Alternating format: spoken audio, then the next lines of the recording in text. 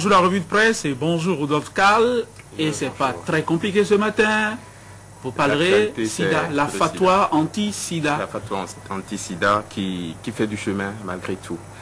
Bon, ce mercredi, la communauté internationale célèbre la 23e journée mondiale de lutte contre le sida. Et quelque part, il y a des motifs de satisfaction dans le combat contre la maladie un peu partout sur la planète. Le cas du Bénin est encore plus éloquent. Selon le dernier rapport de l'ONU-SIDA, il fait partie des 56 pays en tête de pont dans lesquels des efforts considérables sont faits pour réduire la propagation du mal. Quelques journaux font le bilan des stratégies développées jusqu'à présent pour stopper la marche meurtrière du VIH-Sida au Bénin. Le quotidien de service public La Nation affiche en manchette une très bonne nouvelle pour tout le peuple. Le Bénin peut éradiquer le VIH-Sida, lit-on. Ce message d'espoir vient du coordonnateur adjoint du programme national de lutte contre le sida. Le docteur Clément Aoussinou a déclaré que la prévalence s'est stabilisée autour de 2% jusqu'en 2005, puis à 1,2% dans la population générale selon la dernière enquête démographique et de santé réalisée en 2006. Des efforts à saluer, mais chez les personnes vivant avec le virus, on n'est pas content. Le Progrès annonce que les personnes affectées dénoncent les dysfonctionnements dans la prise en charge sanitaire des malades. Dans les colonnes du journal, ils ont également fustigé l'indifférence du gouvernement sur leur situation. Vivement qu'on accorde plus d'attention à ces personnes qui souffrent dans leur entourage d'une stigmatisation qui déjà les abat moralement. De l'attention, la Cour constitutionnelle, elle n'en manque pas. D'ailleurs, toutes les attentions sont tournées vers cette institution au lendemain du vote d'une nouvelle loi électorale par le Parlement. De chaque côté politique, pour ou contre ce nouveau test, on envoie déjà des signaux aux 7 sages. Le député Arouavo Ebla de l'Union fait la nation prévient du piège que ses collègues Nago et Aholou Keke auraient souvent tendu à la Cour. Le quotidien de Nokwe, qui rapporte ses propos, nous dit que la haute juridiction a été souvent trompée par le président de l'Assemblée nationale et la présidente des commissions des lois. C'est ce qui explique, selon l'honorable Arouavo Ebla, les rejets des moutures antérieures de cette loi. La presse du jour enchérit en concluant que cette sortie de Augustin Arouavo-Ebla, soutenue par Eric Rundete, est donc pour éviter à la Cour constitutionnelle un nouveau traquenard des FCBE. Quoi qu'il en soit, la Cour reste le dernier rempart, rappelle le matinal. Le journal mentionne que cette controverse est générale et d'actualité parce que certains articles reconduits dans les différentes lois votées ont déjà fait l'objet de l'autorité de la chose jugée.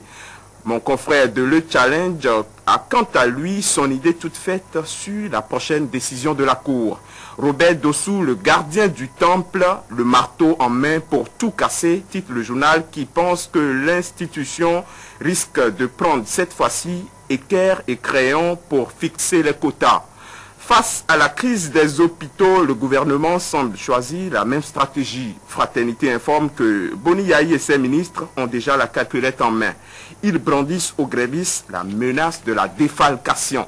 La publication qui ne croit pas en cette solution se demande alors si elle va persuader les agents à reprendre le travail ou augmenter la tension sociale. À travers l'événement précis, on entend aussi le ministre de la Santé dire que 200 paramédicaux militaires sont déployés sur le terrain pour suppléer les grévistes. Tout ce mélange qui caractérise la façon dont le gouvernement gère cette crise fait dire au quotidien Le Béninois qu'il pleut la mort dans les hôpitaux et que Yahi s'en fiche. Au lieu de mesurer l'ampleur des dégâts et de trouver des solutions adéquates en entamant un dialogue fécond avec les grévistes, le gouvernement préfère une fuite en avant, commente la parution. Loin d'une fuite en avant, après les tirs croisés contre lui sur les chantiers de réhabilitation de la cité historique d'Abomey, Maxime Kwedjissi attaque. Il a organisé une conférence de presse hier pour se défendre des accusations de mauvaise gestion dont il a été victime. Aube Nouvelle constate que Kwedjissi recuse et accuse. 24 heures au Bénin précise qu'il s'en prend au ministre des Finances et à l'Argéture. Et cette fois-ci, Winner, tenez-vous bien, à Djougou aujourd'hui, il y aura une réponse du berger à la bergère. Après la retentissante sortie de Biotchane dans cette ville, Yahi répond aujourd'hui. Selon les informations de nos confrères de Nouvelle Expression, le chef de l'État ne compte pas laisser le président de la BOAD s'en tirer aussi facilement.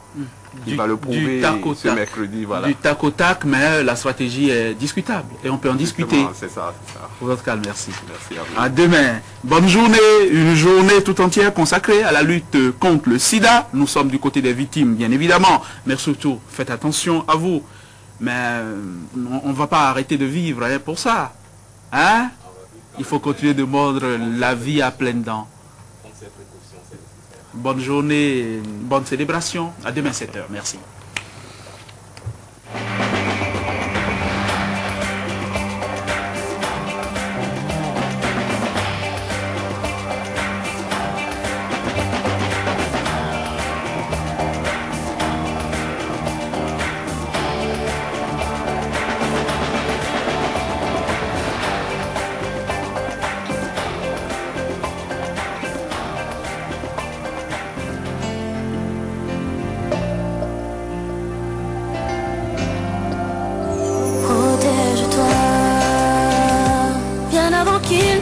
Trop tard, réserve-toi.